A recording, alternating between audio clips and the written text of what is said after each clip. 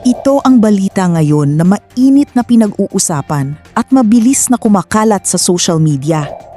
Ngayong araw ay sisimulan na ang impeachment trial laban kay Vice President Sara Duterte. Lalo namang umiinit ang palitan ng mga pahayag mula sa magkabilang panig. Para sa maraming taga-suporta ni VP Sara, hindi na ito simpleng usaping legal, kundi bahagi ng mas malawak na laban sa politika na matagal nang isinasagawa laban sa kanya.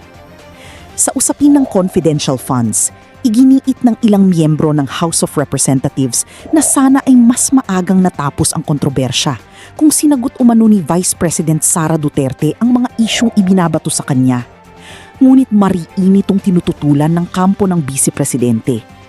Ayon sa kanila, dumalo si VP Sara sa mga naunang pagdinig at nagpahayag ng kanyang panig.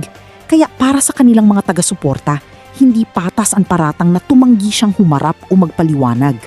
Lalo pang naging usap-usapan ang naging pahayag ng direktor na si Daryl Yap na nagsabing ang nalalapit na 7 buwang impeachment trial ay hindi lamang pagdinig, kundi isang malawak na kampanyang pampulitika upang sirain umano ang kredibilidad ni VP Sara Duterte. Para sa mga sumusuporta sa Vice Presidente, habang mas tumitindi ang mga pag-atake, lalo lamang umanong tumitibay ang suporta ng kanyang mga tagahanga. Naniniwala rin sila na ang tunay na isyu ng bansa, kabilang ang ekonomiya, pagbaha, at mga aligasyon ng katiwalian sa flood control projects ay maaaring matabunan ng matagal na impeachment proceedings. Ngunit ano nga ba ang mga argumento ng magkabilang panig? May sapat bang batayan ng mga aligasyon laban kay VP Sara? O isa nga ba itong hakbang na may malakas na bahid ng politika, gaya ng sinasabi ng kanyang mga taga-suporta? Bago natin talakayin at panoorin ang buong video sa interview ni VP Sara Duterte, kung bago ka pa lamang sa aming channel, huwag kalimutang i-like ang video, mag-subscribe at i-click ang notification bell para lagi kang updated sa ating mga pinakabagong talakayan. At ngayon, narito ang buong kwento at ang opinyong nagbibigay ng ibang pananaw sa mainit na usaping ito. At kasama natin ngayon, mga bossing, siyempre ang pinakamatapang at talagang nagmamalasakit sa bayang Pilipinas, Vice President Sara Duterte. Magandang araw sa iyo. Magandang araw. Magandang araw sa iyo, Banat Bay, at magandang araw, Boss Dada. At magandang araw sa mga kababayan natin na sumusubaybay ngayon sa Ibalik ang Tapang at Malasakit. At ang pag-uusapan natin ngayon, Banat Bay, kasama siyempre ang ating pinakamamahal na Vice Presidente ng Pilipinas. Itong nangyaring impeachment or yung dalawang impeachment na actually, 2025 at saka ngayon 2026. Ngayon balikan natin yung mga nangyari, paano ba ito nagsimula? Pwede niyo po bang isa-isahin, madam, kung saan nagsimula ito and then ano yung progression? Oo, sige. Maraming salamat sa pagkakataon, no. Unahin ko, pag-usapan natin yung confidential funds dahil doon na pinaiikot ng mga members ng House of Representatives yung kanilang impeachment ko, no, sa akin. At meron kasing mga miyembro ng House of Representatives nagsasabi na tapos na sana ito kung sumagot lang siya sa amin noon. Tapos na sana ito kung nagsalita lang siya noon. Pero hindi kasi makatotohanan yung sinasabi nila na hindi ako sumagot.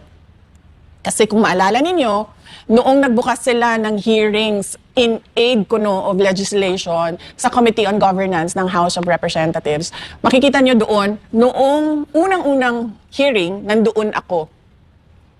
Para sumagot, nagbigay ako ng opening speech. Sinabi ko sa kanila na ito ay fishing expedition sa kawalan ninyo ng ebidensya sa paggamit ng confidential funds. Tapos, ginawa nilang malaking issue yung hindi ko pag-oath. Hindi malaking issue yon dahil nakalagay sa rules nila at binasa ko pa ulit-ulit yung rules ng House of Representatives. Kinonsulta ko pa ang isang abogado, dalawa kami nag-usap. Sabi ko, nakalagay dito, witness lang ang mag-oath. Ang resource persons ay hindi kailangan mag-oath. Pwede kang mag-cooperate, pwede kang sumagot, pwede kang magsalita, pero hindi mo kailangan mag-oath. So yun yung pinaglalaban ko doon. Kasi may rules kayo, sundin naman natin kung ano yung rules ng House of Representatives. Pero gusto talaga nila mag-oath ako, umupo ako doon, at kahit ni isang tanong, wala silang ibinigay sa akin. napapansin ko na lahat ng tanong nila doon na sa ibang resource persons. So nagpaalam ako kasi sinasayang nila yung oras ko doon eh. So nagpaalam ako sa chairman ng chairperson ng Committee on Good Governance. At sinabi ko, alis na ako. Maayos naman siyang nagsabi na, okay, sige, alis ka na. Ni-release niya ako, pinaalis niya ako, nagpaalam ako maayos. Kung yung pangalawa, kung maalala ninyo, pangalawang pagpunta ko doon, ay nandoon ako para umappear ulit sa kanilang hearing. At umupo ako doon at sinamahan ko yung mga Office of the Vice President personnel na nagdesisyon na pumunta sa hearings. Tapos, syempre, walang dumidepensa doon sa mga kasamahan ko sa OVP. Ang nangyayari kasi kapag ordinaryo ka na empleyado ng gobyerno o ordinaryo ka na mamamayan, hindi ka pwedeng magsalita doon na ikaw yung tama. Lagi yung congressman yung tama at hindi ka na pwede magsalita kapag sinabi nilang hindi ka na pwede magsalita. So sinabi ko sa kanila na walang dumidepensa sa Office of the Vice President. So hinamon nila ako. Sabi nila, o sige, pagsalitain ka namin kapag nag-oath ka. So nag-oath ako. Noong nag-oath ako, pinaupo nila ako balik, tapos wala na naman silang tanong. Kahit isang tanong. Noong nag-collapse na yung isang kasamahan namin, si Acosta, doon ako nagpaalam ulit. Sabi ko, alis na ako. Kasi kailangan ko puntahan sa hospital yung kasama ko. Pumayag naman sila na umalis ako, na wala silang kahit isang tanong. Ang totoo niyan, wala silang maitanong sa akin kasi hindi handa yung script nila sa mga tanong. Kung makikita nyo sa mga hearings nila, may binabasa yan sila na script. At yung script na yon, gawa yon ng abogado. Kasi nga, isa siyang fishing expedition for evidence. Naghahanap sila ng kung ano yung pwede nilang gawing ebidensya. Kaya sila nagbabasa. Kapag wala doon, hindi nila masabi. Kasi lahat yan, nakikita nyo, binabasa lang nila. Base sa kung ano yung sinabi ng abogado na itanong ninyo. Kasi ito yung kailangan namin na ebidensya. Na ito din yung sinasabi ko lagi sa lahat ng abogado. Hindi ka pwedeng magbukas ng in aid of legislation, tapos gagamitin mo yung kapangyarihan ng committee na yon para ka kumuha ng ebidensya at sasabihin mo, ay, ito yung kamalian. Nakikita na namin. Hindi pwede yun. So, yun yung sinasabi ko na, na hindi totoo, na hindi ako pumunta, hindi ako sumagot, nandun ako 2 beses, wala ni isang tanong sa akin. Kasi, hindi sila handa na magtanong sa akin. Wala ako sa script na binabasa nila. Pangalawa, kahit pa man na alam ko na fishing expedition yon ng ebidensya, nandun pa rin ako. Umupo pa rin ako, nagpakita pa rin ako sa kanila para makita ng taong bayan na pumunta ang Vice President. Pero kasi, mahaba yung timeline ng mga pangyayari para ko masabi sa inyo at para maipakita ko sa inyo kung paano nila dinevelop yung impeachment at yung mga sinasabi nilang ebidensya nila. So kung okay lang sa inyo, simulan ko siya sa May 11, 2023. Ito yung pinakaunang binanggit ng Makabayan Bloc ang confidential funds. Sabi nila, kapag daw ako ay naging NTF-LCAC Vice Chair, ay makakahawak daw ako or makakakontrol daw ako ng mas marami pang confidential funds. So, as early as May 11, 2023, nakikita nyo may script na sila. Bakit ba ayaw ako ng Makabayan? So, explain ko lang sa inyo. Kasi sa trabaho ko doon sa Davao City bilang mayor noon, yung programa namin na Peace 911, yung programa na nagtapos sa insurhensiya doon sa Paquibato District ng Davao City, tinarget talaga namin yung mga party list groups na alam namin at may ebidensya siya na meron silang linked sa CPP, NPA, NDF. At ito yung Makabayan Bloc. Sasabihin man nilang red tagging yan, hindi totoo. May ebidensya na merong mga members, ang mga Makabayan Bloc, na galing sa kanila papunta sa NPA. Minsan nga, marami ang nagsasabi, yung mga dating rebelde, na-recruit sila galing doon sa Makabayan block ng mga party list groups. So sumunod nun ay August 8, 2023. Sinabi na ni Franz Castro, sabi niya, OVP's 500 million in confidential funds should be realigned to PCG. So nung sinabi niya yon, napaisip ako, sabi ko, ang Makabayan block, friendly sila sa administration. 'Di ba? Hindi naman sila Makabayan block, wala sa kanila yung prinsipyo ngayon ng korupsyon ng administration eh. Hindi nila nilalabanan yon. So nung nakita ko na nagsalita si Franz Castro kontra sa isang cabinet secretary, sa isang kaalyado ng administrasyon, naisip ko, may go signal ito na kalabanin niya yung dalawang opisina. So merong nagsabi sa kanya na okay lang atakihin mo yung cabinet secretary namin at yung kaalyado namin. So doon ko unang nakita, sabi ko papakialaman nila yung budget. Sumunod noon, nung August 24, 2023, makikita ninyo sa timeline, nagsabi na sila, kailangan investigahan yung 125 million na confidential funds. Sumunod noon, August 25, one day after, sinabi nila, may impeachment complaint kami kay Inday Sara sa confidential funds. Sumunod noon, August 26, 2023, sinabi ni Franz Castro, premature yung impeachment complaint. Kasi, babalik tayo, walang ebidensya ng pagkakamali. Walang ebidensya ng korupsyon. Wala silang makitang mali sa paggamit ng pera. Sumunod noon, August 29, 2023, Makabayan Block vows to question Sara Duterte over confidential fund use. So makita mo na dito, naghahanda sila para sa budget hearing at yung mga tanong nila doon. Pagkatapos nito, makikita nyo, September 4, 2023, Makabayan Block, why 2.3 billion ang budget? Bakit daw 2.3 billion ang budget ng Office of the Vice President?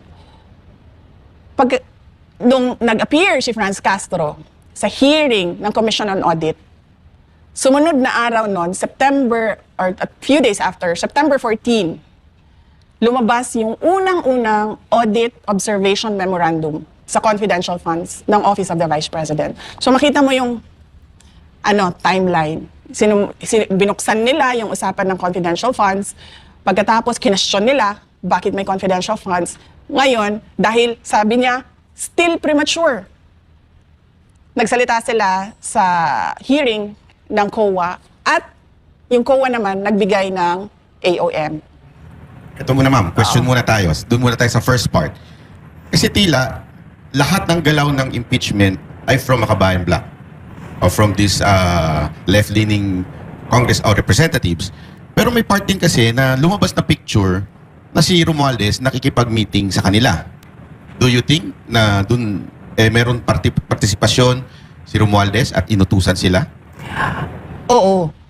Totoo yan. Kasi makukuha mo yan sa sinabi sa privilege speech ni Senator Francis Escudero na si Martin Romualdez ang mastermind ng lahat. Kung maalala ninyo, noong nakaraang taon, September 29, 2025, nagsalita si Senator Escudero at sinabi niya yon. At tama ka, kasi pagkatapos nung AOM ng COA sa OVP, September 14 yon, nagsalita na si Stella Kimbo. Dito nanggagaling yung narrative na inubos ng 11 days. Si Stella Kimbo na yon, hindi na ito kaparte ng Makabayan Block. Kaparte na ito ng grupo ni Martin Romualdez. Ayan na yung let's stick to the plan. Yan na yun. Yung let's stick to the plan, yun yung kulang pa yung kulang pa yung kanilang ebidensya. So ang ginawa nila, tatanungin natin sa budget hearing yung confidential funds. Na sinasabi naman namin na kung maaalala nyo, mag-isa akong pumunta doon, hindi ko pinasama yung mga tiga Office of the Vice President. Kasi may nagsabi na sa akin galing sa House of Representatives. Sabi niya, mapapahiya yung opisina ninyo. Sabi ko, okay, sige. Sabi ko sa mga kasamahan ko sa OVP, sabi ko, papahiyain tayo So sabi ko, wag na kayong pumunta. Kasi mga ordinaryong empleyado ito, hindi naman itong mga politiko, wala silang power at all. Tapos aatakihin sila, syempre, ng publiko, di ba? Kahit hindi totoo yung mga akusasyon. So sinasabi ko doon sa budget hearing, wala kaming request ng confidential funds. Pero bakit kayo nagtatanong tungkol sa confidential funds?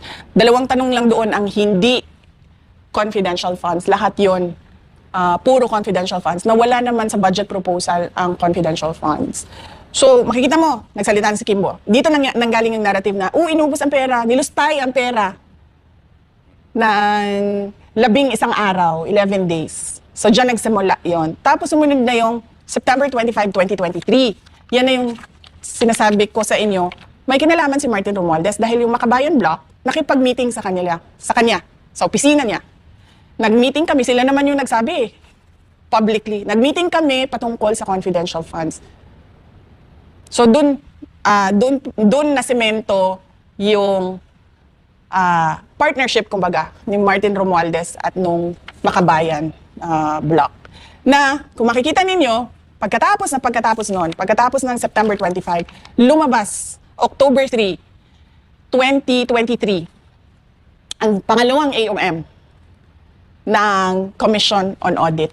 Kasi, paniwala ko, yung unang AOM, nakita ng Commission on Audit, wala tayong makukuhang ebidensya dito. Dadagdagan natin yung AOM. Gagawin nating, papahirapan natin sila na mag-comply ng documents. Bigay tayo ng isa pang AOM para may makuha tayong ebidensya.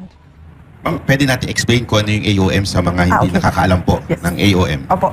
Ang AOM ay ito yung Audit Observation Memorandum. Na kung makikita nyo sa Office of the Vice President, lahat ng AOM namin, nasasagot namin. Kaya namin nakukuha yung unmodified opinion. Kasi wala naman kasi talaga kaming ginawang katiwalian. Nagtrabaho lang kami ng maayos sa Office of the Vice President. So ito yung binibigay nila ng Commission on Audit kapag meron silang mga tanong sa budget ng loob ng isang opisina. Tapos ikaw naman na doon sa OVP, sasagot ka, ito yon, yung tanong mo, ito yung sagot niyan. Ito yung sagot. Pero makikita nyo dito, nasagot namin lahat. Meron kaming notice of dismissal sa timeline. Makikita nyo rin kung kailan lumabas yung notice of dismissal. So nag-meeting sila, Martin Romualdez, Makabayan. 8 days after, lumabas ang pangalawang AOM. Noong, syempre alam ko na na impeachment ito. Kasi, lahat ng mga tao sa loob ng House of Representatives, naririnig naman nila yung usapan sa loob Tsaka yung mga tiga Mindanao, nagkukwentuhan yan. So merong isang tiga Mindanao na nirecruit siya. Sabi sa kanya, dito tayo, Martin Romualdez for President. Tapos, sabi nung kinausap, sabi niya, kasi yung kumausap sa kanya, isang congressman din na tiga Mindanao. Sabi niya, paano si Sara? Si Sara yung kandidato. Tapos sabi niya, wala na yan si Sara. Sabi niya, i-impeach nila yan. So doon ko unang na-confirm. Itong ginagawa lahat, makikita mo sa pronouncements ng Makabayan, impeachment. Sa kanila nang galing una yun. Tapos confirm ko sa recruitment nila sa Martin Romualdez for President doon sa Mindanao. Anong year to? 2023. So, isang taon pa lang after yung manalo.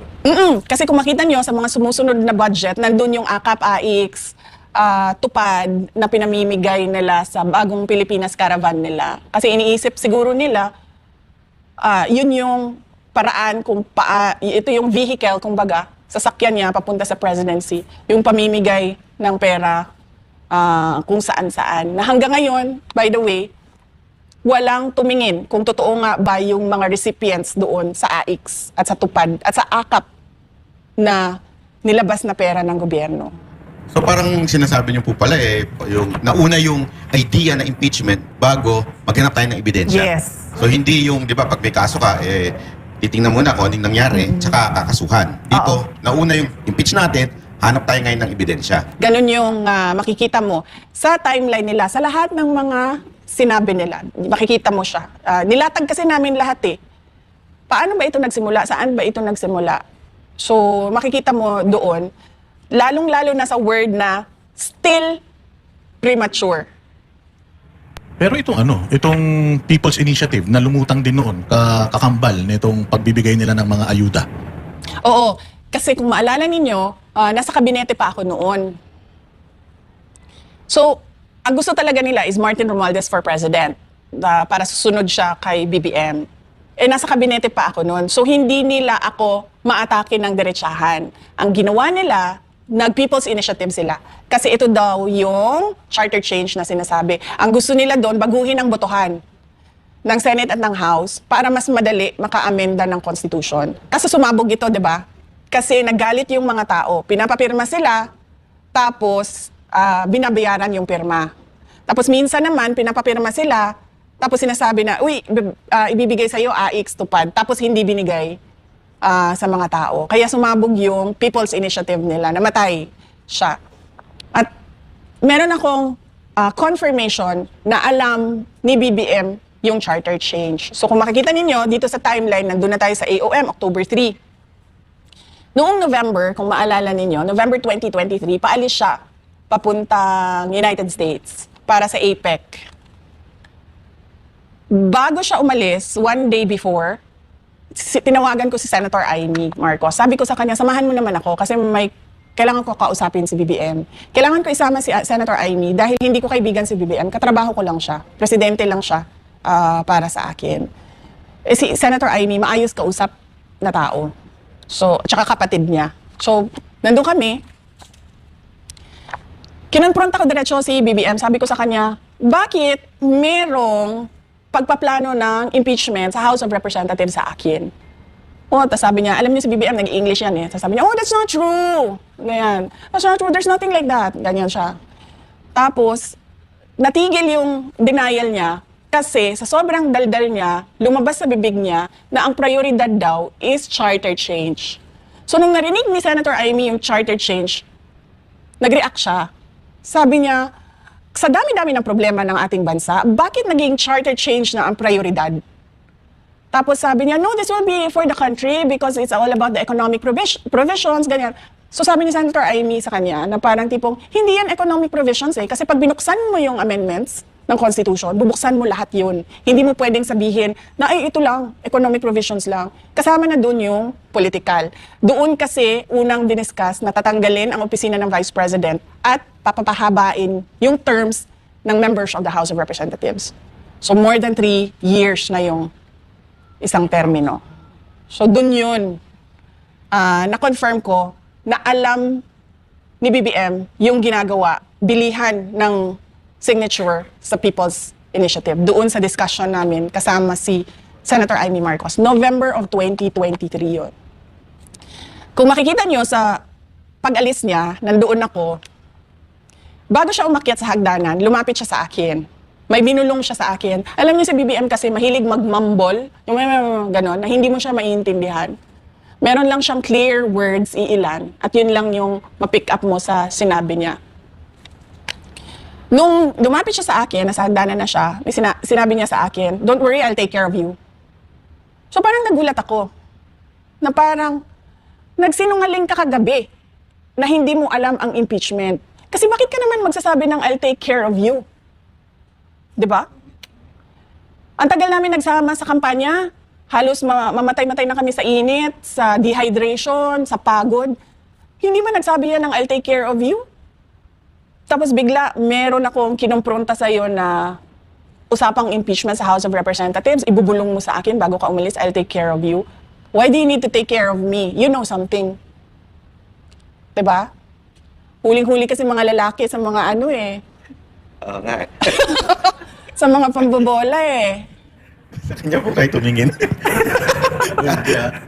Pero I'll take care of you. Sinabi niya yun. So, anong dating sa'yo no? Nung sinabi niya yun? Kung i-connect mo ito na meron siyang alam. Kasi never siya nagsabi sa akin na I'll take care of you. Never. Simula nung nagkita kami, pinakaunang pagkikita namin, na para mag-discuss ng pagtakbo namin, ng unit team, doon sa kampanya, wala, yan siya sinabi. Hanggang, ano na yon, November 2023 na yon, first time mo magsasabi na I'll take care of you, after kita kinonfront, na pinagpaplanuhan yung impeachment ko dyan sa loob ng House of Representatives. So do you think na si Romualdez na nagpaplano, then here comes Marcos, sasabihin niya, akong bahala sa'yo, huwag kang mag-alala. Or I will take care of you. Or kasama siya doon sa plano ng impeachment. Kasama siya doon. Kasi, bakit mo naman i-deny tapos sasabihin mo, I'll take care of you? Hindi niya siguro kasi naisip na mahuhuli yung pagsisinungaling niya by his words the next day. I'll take care of you. Don't worry, I'll take care of you. Why should I be worried? Diba? So, ibig sabihin, yung worry na nire-refer niya, yan yung binuksan ko na konfrontasyon. Bakit may impeachment?